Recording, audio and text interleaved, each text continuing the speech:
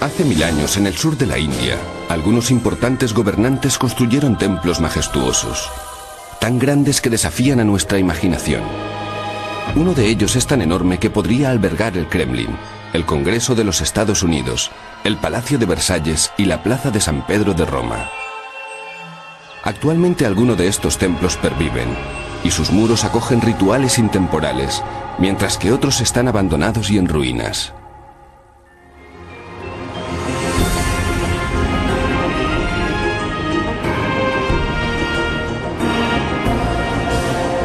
Los elefantes y el templo.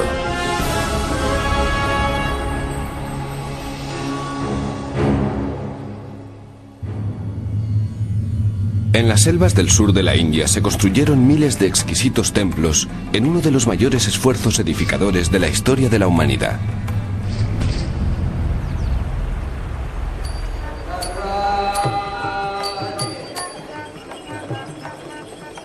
Estamos en el sur, en la cuna de la religión y la cultura tradicionales de la India, un país de campos de arroz de color verde esmeralda y de inmensos palmerales en el que a cada pocos kilómetros se eleva un templo que domina sobre el territorio colindante.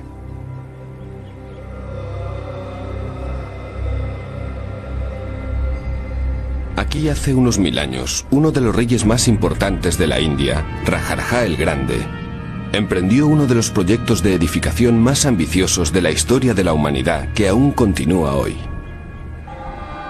Se utilizaron más piedras que en la construcción de la Gran Pirámide de Gizeh, y los artistas crearon algunas de las joyas más bellas que el mundo ha visto jamás.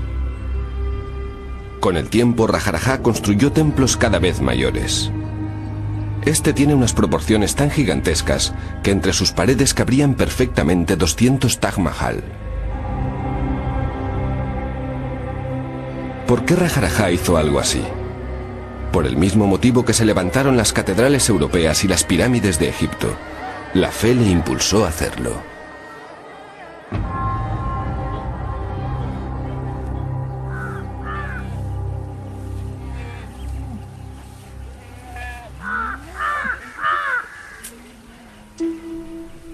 Cada día al amanecer, Kala, de 16 años, la hija mayor de su familia, ejecuta el mismo ritual.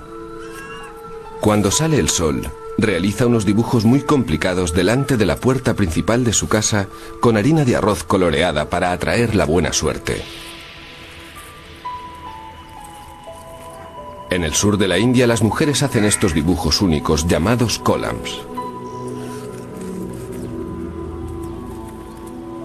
Los columns no son permanentes. La harina de arroz coloreada se dispersa durante el día y es renovada a la mañana siguiente. La harina sirve para alimentar a las hormigas y a otros insectos. Para los hindúes toda vida es sagrada. Hasta el abejorro tiene su sitio.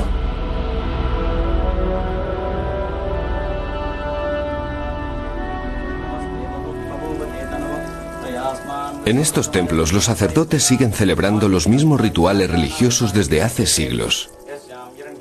Aquí los sacerdotes adoran un falo de piedra, el símbolo de uno de los dioses más poderosos y populares de la India, Shiva.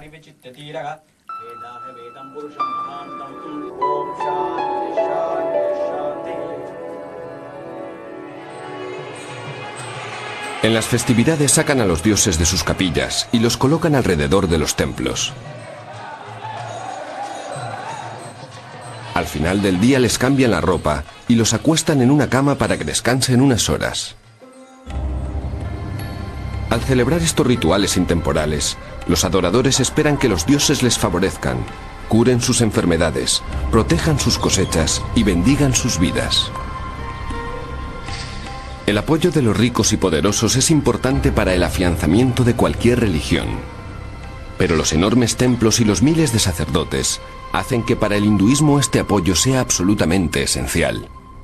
Rajaraja fue uno de los más grandes mecenas de las artes en la larga historia de la India.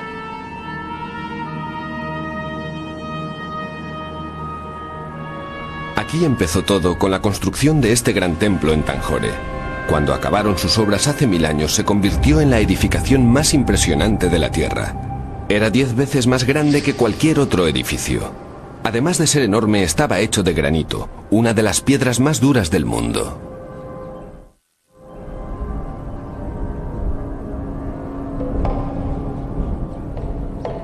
La personalidad de Rajaraja queda reflejada en este edificio.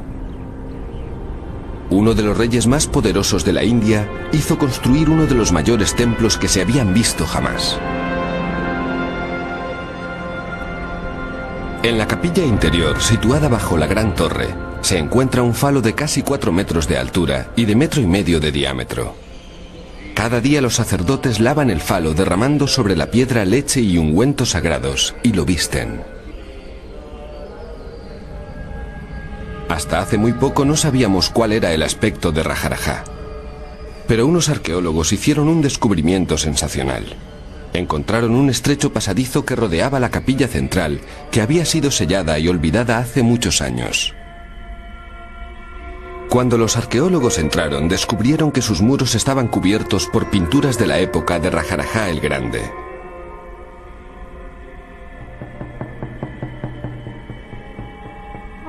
Como Rajaraja era devoto del dios Shiva, las paredes están decoradas con escenas de hazañas del dios. También hay pinturas maravillosas que representan escenas de bailarinas de ojos preciosos. Pero lo más importante de todo fue el hallazgo del único retrato que existe de Rajaraja con su barbudo gurú. Como todo seguidor de Shiva, Rajaraja lleva el cabello recogido en trenzas. Se encuentra de pie detrás y mira con respeto a su gurú. Fue su consejero espiritual quien alimentó el desmesurado afán de Rajaraja por construir. Para levantar estas fastuosas edificaciones se necesita dinero. La forma más sencilla de obtener riquezas en la antigua India, como en otros muchos lugares, era arrebatárselas a los vecinos más débiles. Para ello Rajaraja se servía de la máquina hindú de guerra, el elefante.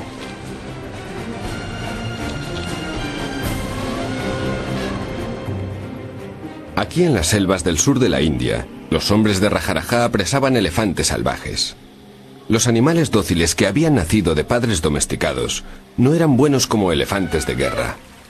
Rajaraja solo quería los machos más grandes, más fieros y más apropiados para su maquinaria militar. Sus más de 1000 adiestradores de elefantes o cornacas construían una gran valla. Los elefantes eran conducidos por un túnel que llevaba al redil.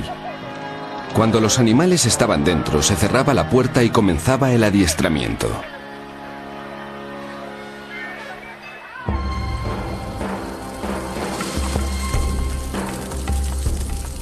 Hasta los años 60 se capturaron grandes elefantes en estas colinas, utilizando los mismos métodos que en la época de Rajaraja.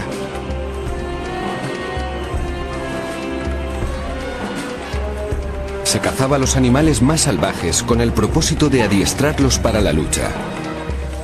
El resto se convertía en elefantes obreros que se usaban en los proyectos de construcción de Rajaraja. Se decía que un elefante enfurecido tenía la fuerza de 6000 caballos. ¿Cómo conseguían los cornacas controlar esa fuerza? ¿Cómo se aseguraban de que los elefantes estaban preparados para luchar? Sencillo, emborrachándolos. Antes de una batalla, a los elefantes de guerra se les obligaba a beber arak, un licor de arroz fermentado. Como a los humanos, el alcohol les volvía pendencieros y arrogantes. Podían abrirse literalmente paso entre sus rivales gracias a las hojas cortantes que llevaban acopladas a su tronco. A lomos de los elefantes, lanceros, arqueros, generales e incluso el rey sembraban la muerte entre el enemigo.